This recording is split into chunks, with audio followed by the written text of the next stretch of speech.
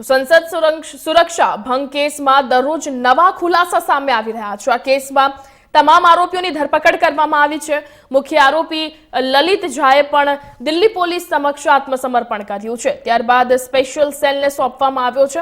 હવે આ મામલે મોટો ખુલાસો થયો છે। સૂત્રોના જણાવ્યા અનુસાર લોકસભાની સુરક્ષાના ભંગની ઘટનાની બે આરોપીઓ 1929 દરમિયાન ભારતમાં બ્રિટિશ શાસન દરમિયાન ક્રાંતિકારી ભગતસિંહ દ્વારા સેન્ટ્રલ એસેમ્બલીની અંદર બોમ્બ ફેંકવાની ઘટનાનું પુનરાવર્તન કરવા માંગતા હતા। અંગે એક અધિકારીએ જણાવ્યું કે આરોપી પાસે કબજામાંથી એક પેમ્પલેટ મળી આવ્યું છે કે જેમાં લખવામાં આવ્યું છે વડાપ્રધાન ગુમ છે અને જે પણ તેમને શોધી કાઢશે તેને સ્વિસ બેંકમાંથી પૈસા મળશે। પોલીસે સૂત્રો જણાવ્યું હતું કે જૂતામાં સ્મોક બોમ્બ છુપાવવા માટે સ્પેશિયલ રીતે ડિઝાઇન કરવામાં આવ્યા હતા। અધિકારીએ જણાવ્યું કે આ સ્મોક બોમ્બ લખનૌથી સાગર શર્માએ ખરીદ્યા હતા। પોલીસે જણાવ્યું કે આરોપીઓએ સંસદમાં પત્રિકાઓ ફેંકવાની યોજના બનાવી હતી। તેમણે તિરંગા ઝંડા પણ ખરીદ્યા હતા।